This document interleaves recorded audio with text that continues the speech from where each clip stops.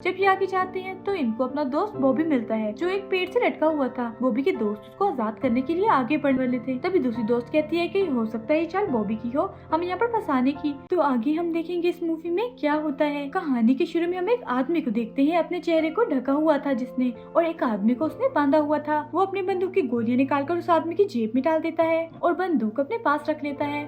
फिर उस आदमी के सीने पर एक अजीब डिवाइस लगाता है जिसके रिमोट को भी उसने अपने पास रख लिया था। उस आदमी से कहता है कि तुमने मेरे लिए कोई रास्ता नहीं छोड़ा। उसको चाकू से जख्मी करके वहाँ से चला जाता है। हम उसकी डिवाइस पर एक अजीब मैसेज और उसकी चीखने चिल्लाने की आवाजों को सुनते हैं। इसके बाद सीन शिफ्ट होता है कुछ दोस्तों पर जो अपनी पढ़ाई पूरी करके जंगल में कैंपिंग करने आए हुए थे। यहाँ पर सब दोस्तों में कैटो जो सबसे ज्यादा बिगड़ा हुआ था, वही कैटो का दोस्त जो उसके उल्ट था, बिल्कुल सीधा, पर उसकी दोस्त ऐसी थी जो बेचारे पर हमेशा शक करती रहती थी कि उसका चक्कर किसी और लड़की के साथ है। हम यहाँ पर उनकी बातों में सबकी गहरी दोस्ती देखते हैं। इनके ग्रुप में एरिन थी जो सबसे ज्यादा मासूम थी और सबसे अलग रहा करती थी। जब एरिन बाथरूम के लिए झाड़ियों में जाती है तो वही आदमी जो हमने कहानी के शुरू में देखा था वो एरिन को बेहोश कर देता है। जब एरिन को होश आता है तो उसके साथ साथ सभी दोस्त एक अजीब जैकेट के साथ उठते हैं क्योंकि सबने अब जैकेट पहनी हुई थी और उस जैकेट पर एक टाइमर लगा हुआ था। करीब भी जब वो गैस सिलेंडर को देखते हैं तब इन्हें समझ आता है कि किसी ने इन्हें गैस से बेहोश कर दिया था और इनका यहाँ पर एक दोस्त भी गायब था। जब वो आदमी इनके सामने आता है तो उन्हें पता चलता है कि वो इनके स्कूल के साइंस टीचर थे और साथ ही साथ एरिन के दोस्त के डैड भी जो अब मर चुका था। वो अब बताते हैं कि जब मेरे बेटे की मौत हुई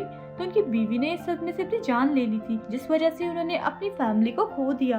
अब उन्हें ऐसे लगता था कि कहीं न कहीं इन दोस्तों में से कोई कातिल है जिसने मेरे बेटे को मारा होगा। वो कहते हैं आज तो तुम्हारी दोस्ती का इम्तिहान है। वो जैसे ही अपने हाथ में रिमोट को दबाते हैं सबकी जैकेटों पर लगी हुई डिवाइसेस ऑन हो जाती हैं। आज तो टेस्ट में सिर्फ वही बचेगा जिसके पास सबसे ज्यादा वक्त होगा। इसके बाद वो अपने आप को एक गोली मार लेते हैं। ये देखकर सब काफी ज्यादा डर जाते हैं। अपनी जैकेट्स को निकालने की कोशिश कर रहे थे पर वो निकलने का नाम नहीं ले रही थी। उन्हें समझ नहीं आ रही थी कि आखिर टाइम के खत्म होते ही होगा क्या। वो देखते हैं किसी की डिवाइस में बहुत ज्यादा टाइम था और किसी के पास बहुत कम। उनकी सबसे बड़ी परेशानी ये थी कि दूर दूर तक उनके लिए कोई मदद नहीं थी और इनकी टीचर ने सबके फोन्स को भी तोड़ दिया था। अब उन्हें समझ नहीं आती कि वो सच में एक बड़ी मुसीबत में है। एक दूसरे से लड़ने लगते हैं पर अभी भी कुछ को ये मजाक लग रहा था। जब ये आगे जाते हैं तो इनको अपना दोस्त बॉबी मिलता है जो एक पेड़ से लटका हुआ था। बॉबी के दोस्त उसको आजाद करने के लिए आगे बढ़ने वाले थे, तभी दूसरी दोस्त कहती है कि हो सकता है ये चाल बॉबी की हो, हम यहाँ पर फंसाने की, क्योंकि इसी ने हमें यहाँ पर बुलाया था। ये जरूर उस टीचर के साथ मिला हुआ है। ये सब सुनकर कुछ दोस्त बॉबी को छुड़ाने के हक में नहीं थे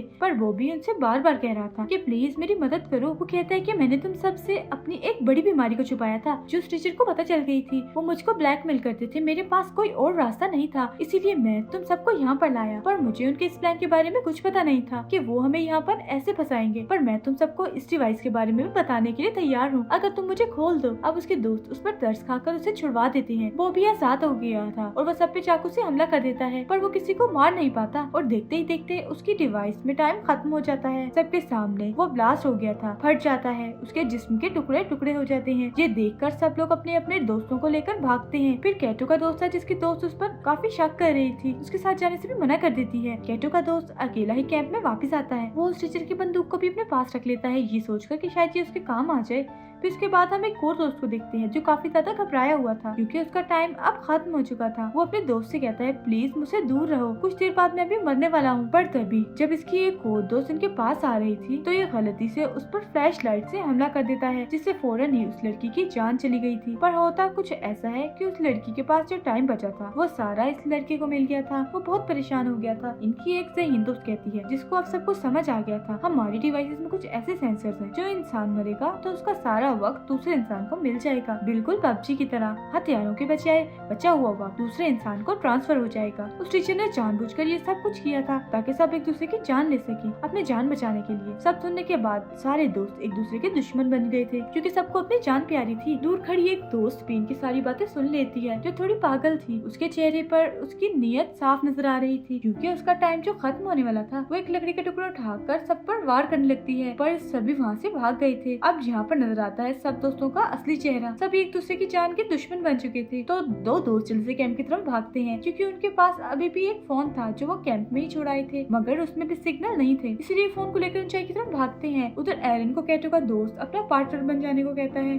और दोनों आगे मदद के लिए निकल पड़ते हैं। उधर दूसरी तरफ इनकी एक और दोस्त जो अपने शिकार की तलाश में थी क्योंकि उसका टाइम खत्म होने वाला था। जब ये कैटो को अपने पास आते हुए देखती है तो उस पर हमला कर देती है, पर चालाक कैटो अपनी जान बचाने के लिए उस लड़की से कहता है, तुम कहती थी ना कि मेरा दोस्त तुम्हें धोखा दे रहा है, उसका चक्कर किसी और लड़की के साथ था। हाँ, वो कोई और नहीं बल्कि तुम्हारी बेस्ट फ्रेंड है जो मुझे उसके फोन से पता चला। उस पागल लड़की को एक और मौका मिल गया था किसी की जान लेने का। ये अपने ही दोस्त के ऊपर चाकू से हमला कर देती है, पर वो दोस्त एक ही झटके में उसके ऊपर वार करके उसे उसी को मार देती है। अब उस लड़की को भी गेम की समझ आ चुकी थी कि भले कैटो ने उसे मरवाने की कोशिश की, पर यही रास्ता है इस गेम में सरवाइव करने का, जिंदा रहने का। वो कैटो के साथ मिलकर टीम बना लेती है और दोनों सबका शिकार करने का प्लान बनाते हैं। उधर दूसरी तरफ जिन दोस्तों को फोन मिला था, अब वो लड़की अपने डैड को फोन करती है जो पुलिस ऑफिसर थे, पर उसकी कॉल नहीं लग रही थी। अब उसको शक होने लगा था कि कहीं उसके डैड भी किसी मुसीबत में न हो। जब वो जीपीएस से लोकेशन पता करते हैं तो उससे पता चलता है कि उनके डैड कहीं आस-पास ही थे। उधर दूसरी तरफ एरिन और उसके दोस्त को चलते हुए प्रीचर का वही शिकार मिलता है जो हमने कहानी के शुरू में देखा था, जिस आदमी को बांध कर उसने रखा हुआ था। ये आदमी कोई और नहीं बल्कि उस लड़की के डैड से जो अपने डैड को कॉल कर रही थी। साइंस टीचर ये सब इनके साथ इसलिए कर रहा था, उसको अब भी ऐसा लगता था कि उसका बेटा किसी नशे से नहीं मरा बल्कि उसे जानबूझकर मारा गया है, और ये सब इन दोस्तों की पार्टी में हुआ था। उस लड़की के डैड को इसलिए मारा क्योंकि बिना छीनबीन किए उन्होंने उसके बेटे के केस को बंद कर दिया था। यानी कि सच ये था कि इन्हीं के बीच में कोई कातिल है। उधर ही इनके दोस्त को बुलेट्स गोलियां भी मिलती हैं, जिसको उठाकर ये अपने पास रख लेता है। इधर इनके दोस्त के डैड मरने ही वाले, तभी एरिन का दोस्त बंदूक में गोलियां डालकर उन्हें मार देता है। एरिन को यकीन नहीं हो रहा था कि उसका दोस्त इतना बेदर्द भी हो सकता है। वो उसको समझाता है कि सब मैंने तुम्हारे लिए किया, क्योंकि वो ज्यादा देर जिंदा नहीं रहते, वो मरने ही वाले थे और उनको मारने से कम जो उनका बचा हुआ वक्त है